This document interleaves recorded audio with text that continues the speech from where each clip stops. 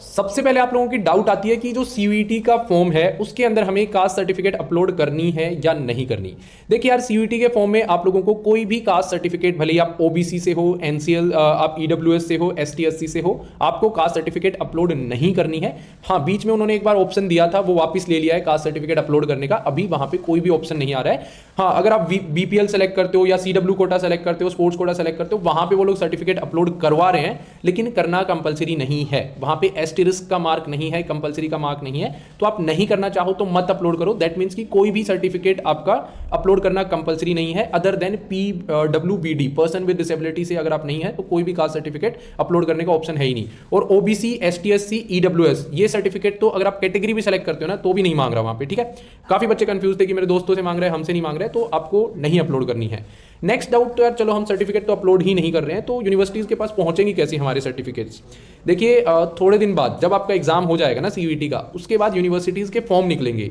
Universities के जब form निकलेंगे उनके अंदर आपसे सर्टिफिकेट्स मांगी जाएंगी एंड आपको वहां पे अपनी सर्टिफिकेट्स अपलोड करनी है। डाउट क्लियर हुई या नहीं हुई? अगर डाउट क्लियर हो रही है तो एक बार लाइक बटन प्रेस कर दो, क्योंकि बहुत मेहनत लगती है एक वीडियो को बनाने में। सो नेक्स्ट, एसटीएससी सर्टिफिकेट से रिलेटेड डाउट देखेंगे। ऐसे करके सारी कैटेगरीज को अपन देखते हुए चलेंगे। एसटीएससी हो गया, ओबीसी हो गया, ईडब्ल्यूएस हो गया, सीडब्ल्यू हो गया। उसके बाद कुछ कॉमन डाउट हैं फॉर्मेट से related, Hindi, English, digital, offline, mismatch, और सर्टिफिकेट कैसे बनेंगे। ये सारी डाउट्स क्लियर करेंगे इस वीडियो में। थोड़ा सा लंबा होगा बट डोंट वरी, इसके बाद आपको इधर उधर नहीं देखना पड़ेगा कहीं भी। देखिए यार, एसटीएससी वालों की दो डाउट आती है मेनली, स्टेट और सेंटर किसकी चाहिए और डेट क्या होनी चाहिए। देखिए, ये आपका जो ऑफिशियल रिक्वायरमेंट होती है सेंट्रल यूनिवर्सिटी के अंदर, आप अगर कहीं भी एडमिशन ले रहे हो तो ये बोला जाता है कि आपको इन जो भी यहाँ पे ऑफिसर्स दिए हुए हैं इनमें से किसी भी एक के द्वारा आपकी सर्टिफिकेट बनी होनी चाहिए। स्क्रीन पे मैं दिखा रहा हूँ सारे ऑफिसर्स के नाम, अगर किसी भी एक से साइंड है ना, आपका जो भी एसडीओ हो गया या फिर तहसीलदार हो गया या फिर तहसीलदार से ऊपर के ही अधिकारी हैं, ये सब तहसीलदार या उसके ऊपर के अधिकारी हैं, इनसे अगर साइंड है तो आपका एसटीएससी सर्टिफिकेट वैलिड है। एसटीएससी में ना डेट की रिक्वायरमेंट होती है, मतलब जिंदगी में एक बार बनता है, भले ही आप 5 साल के थे जब बनवाया या फिर अभी बनवाया, आपका हर साल रिन्यू नहीं होता है।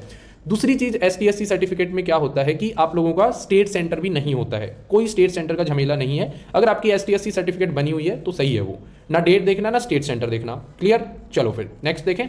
ओबीसी सर्टिफिकेट को लेकर के बच्चों की डाउट आती है कि कब 31 मार्च 2024 का क्या सीन है, सेंटर की चाहिए, स्टेट की चाहिए, क्रीमी लेयर होनी चाहिए या फिर नॉन क्रीमी लेयर होनी चाहिए। ये एक ऑफिशियल स्क्रीनशॉट में लेकर के आया हूं। इसके अंदर पहली डाउट हम लोग ढूंढते हैं, यहां पे आपको मिलेगा the certificate should be issued after 31 मार्च 2024। तो अगर इसकी हिंदी में बताऊं तो आपका जो भी कास्ट सर्टिफिकेट है, अगर आप इस साल यूनिवर्सिटीज का फॉर्म फिल कर रहे होंगे, जो भी सेंट्रल यूनिवर्सिटीज हैं, ये मैंने दिल्ली यूनिवर्सिटी का स्क्रीनशॉट ले रखा है, तो आपको 31 मार्च 2024 के बाद का बना हुआ लगाना पड़ेगा। अब काफी लोग बोलेंगे मैंने तो अभी बनवाया है, 2 मार्च को बनवाया, मैंने 28 मार्च को बनवाया, मैंने 29 मार्च 2024 को बनवाया है, तो क्या मैं फिर बनवाऊंगा? हाँ जी, आपको फिर बनवाना पड़ेगा, क्योंकि हर 31 मार्च को फाइनेंशियल ईयर खत्म हो जाता है, फिस्कल ईयर खत्म हो जाता है, तो आपको रिन्यू करवानी पड़ेंगी आपकी सर्टिफिकेट्स, एंड वो रिन्यू हो जाता है। आप वहां जाके बोलेंगे कि नया बनाइए, नए फिस्कल ईयर का वो लोग बना देते हैं। दूसरी डाउट सेंटर और स्टेट की। सेंटर और स्टेट की डाउट है आप लोगों की, यहाँ पे आपको देखने को मिल जाएगा कि आपका जो कास्ट है वो सेंट्रल लिस्ट में आना चाहिए। Whose caste appears in the central list of the OBCs only. तो अगर आपकी कास्ट सेंट्रल लिस्ट में आती है, दैट मीन्स आपका सेंटर का ओबीसी सर्टिफिकेट बनेगा, सेंटर का ओबीसी सर्टिफिकेट ही आपको रिक्वायर्ड है। तीसरी कि मैं क्रीमी लेयर में आता हूँ। देखो यार, अगर आप क्रीमी लेयर में आते हो देन आप ओबीसी के अंडर, ओबीसी एनसीएल का जो रिजर्वेशन होता है उसके अंडर अप्लाई नहीं कर सकते, आपको जनरल के अंदर ही एडमिशन दिया जाएगा। यहां तक क्लियर हुआ? एक बार लाइक बटन प्रेस करो एंड बने रहो यार, और ज्यादा मजा आने वाला है। अभी नेक्स्ट ईडब्ल्यूएस की देखने के बाद आप लोगों की कॉमन डाउट्स जो है ना सारे कैटेगरी वाले बच्चों की, वो भी मैंने रखी हुई है, वो भी हम लोग देखेंगे, फॉर्मेट, हिंदी, इंग्लिश, डिजिटल और बिना डिजिटल वाला। अब ईडब्ल्यूएस में बच्चों की डाउट होती है स्टेट सेंटर की, डेट की और साइनिंग अथॉरिटी की। देखो यार, ये ऑफिशियल जो है स्क्रीनशॉट लेके आए हैं। पहले हम लोग स्टेट सेंटर को देखें तो यहाँ पे कोई भी स्टेट सेंटर नहीं होता है ईडब्ल्यूएस सर्टिफिकेट के अंदर। बहुत बच्चे कंफ्यूज रहते हैं स्टेट सेंटर को, स्टेट सेंटर ईडब्ल्यूएस का नहीं होता है। दूसरी चीज डेट की, यहाँ पे आप डेट देखेंगे तो the certificate should be issued after 31 मार्च 2024। जो मैंने ओबीसी में बताया था कि हर साल फिस्कल ईयर चेंज होता है 31 मार्च को, तो आपका 31 मार्च के बाद का बना होना चाहिए, ईडब्ल्यूएस का सर्टिफिकेट है तो भी। नेक्स्ट, काफी बच्चों को डाउट आती है साइनिंग अथॉरिटी। जो साइनिंग अथॉरिटी आपकी एसटीएससी में दिखाई थी, सेम साइनिंग अथॉरिटी जो है आपकी भी है, तो आप यहां से देख सकते हैं तहसीलदार या तहसीलदार से ऊपर के रैंक का अधिकारी जो है आपकी कास्ट सर्टिफिकेट जो ईडब्ल्यूएस की सर्टिफिकेट है उसको बनाएगा। ओके, यहाँ तक क्लियर हुआ? कोई डाउट है तो कमेंट्स में पूछते जाओ यार, नो वरीज, डाउट्स भी सोल्व करेंगे बाद में, हमारी टीम बैठी हुई है, तो हम हर 24 घंटे में आप जो भी क्वेरी पूछेंगे उसका आंसर दे देंगे, तो डाउट नहीं रखनी है, क्योंकि एक भी डाउट आपके फॉर्म को रिजेक्ट करवा देगी। नेक्स्ट, CW कोटा, जो बच्चे हैं जिनके पेरेंट्स आर्मी में हैं या आर्मी में थे अभी रिटायर हो गए हैं या फिर पैरामिलिट्री फोर्सेज में हैं, तो वो लोग CW कोटा के लिए एलिजिबल होते हैं। उनके बच्चे और उनकी वाइफ्स या फिर विडोज जो हैं वो जो हैं इसके अंडर एडमिशन ले सकते हैं। अब इसका क्या होता है, आप यहाँ पे पढ़ भी सकते हैं कि आपको एक प्रॉपर लेटर हेड पे एजुकेशनल कंसेशन सर्टिफिकेट बनवाना होता है। आपके पापा का कोई कार्ड है, ID कार्ड है, वो नहीं चलेगा। Proper educational concession certificate to be issued by authority on the proper letter head, and ये 5 अथॉरिटी यहाँ पे दे रखी हैं। इनका एक लेटर हेड होगा, उसके ऊपर आपको लिखवा के लाना है कि आप कौन सी कैटेगरी प्रायोरिटी में आते हैं, कौन सी प्रायोरिटी में आते हैं। मैं एक डेमो दिखा देता हूँ। ऐसा जो है एजुकेशनल कंसेशन सर्टिफिकेट का डेमो रहेगा आप लोगों का। यहाँ पे देखो, प्रॉपर लेटर हेड, जिला सैनिक कल्याण एवं पुनर्वास कार्यालय in front of stadium Fatehgarh UP। तो इनका लेटर हेड पे प्रॉपरली बना हुआ है ये सर्टिफिकेट। यहाँ पे आप इनकी प्रायोरिटी भी मेंशन्ड देख सकते हैं, प्रायोरिटी भी मेंशन्ड है यहाँ पे, board of ex serviceman.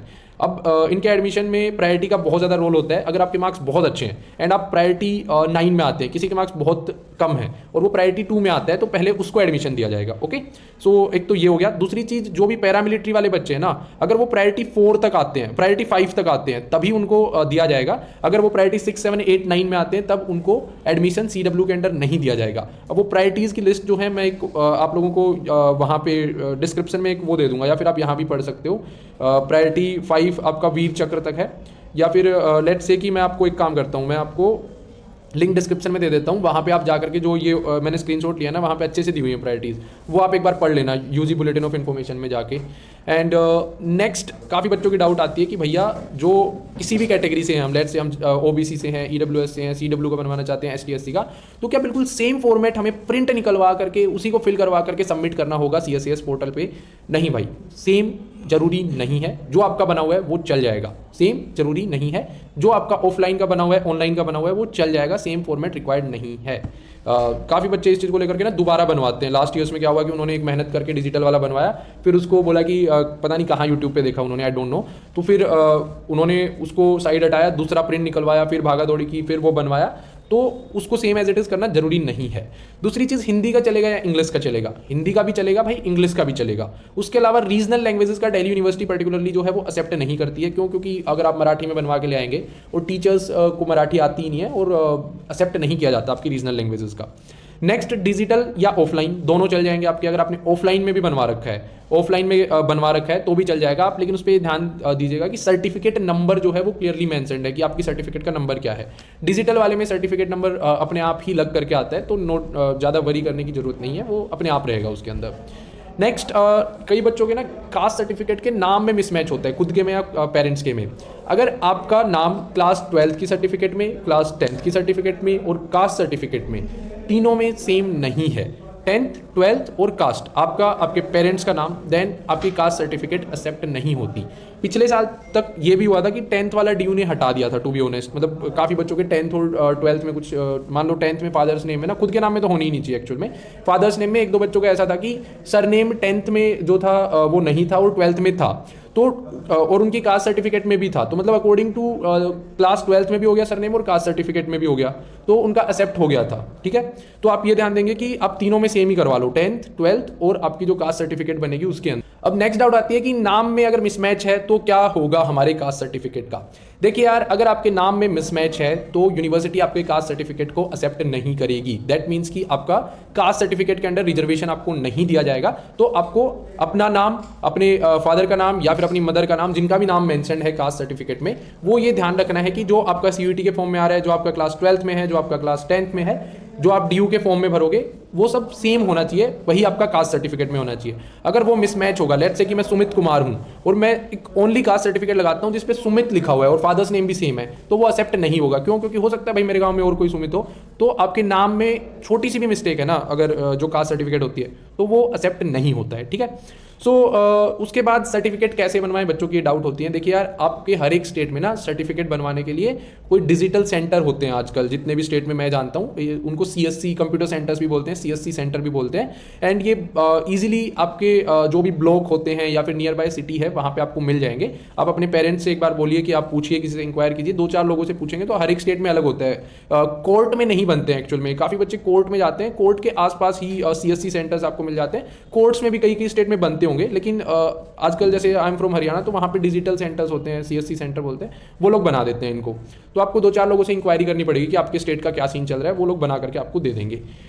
Income certificate required है या नहीं है? देखिए, income certificate university, Delhi university नहीं मांगती है। दिल्ली यूनिवर्सिटी लास्ट 2 साल से इनकम सर्टिफिकेट नहीं ले रही है। अगर हो सकता है इनकम सर्टिफिकेट आपको आपके लेट्स से कि OBC NCL बनवाने में ही इनकम सर्टिफिकेट की कहीं पे रिक्वायरमेंट हो, EWS का सर्टिफिकेट बनवाने में ही आपको इनकम सर्टिफिकेट की रिक्वायरमेंट हो आपके स्टेट में, तो वो आप लोगों को उस पर्पज के लिए बनवाना पड़ेगा। लेकिन दिल्ली यूनिवर्सिटी लास्ट 2 साल से इनकम सर्टिफिकेट नहीं मांग रही है। ठीक है, ये डाउट क्लियर हुआ कि इनकम सर्टिफिकेट DU मांगती है नहीं मांगती।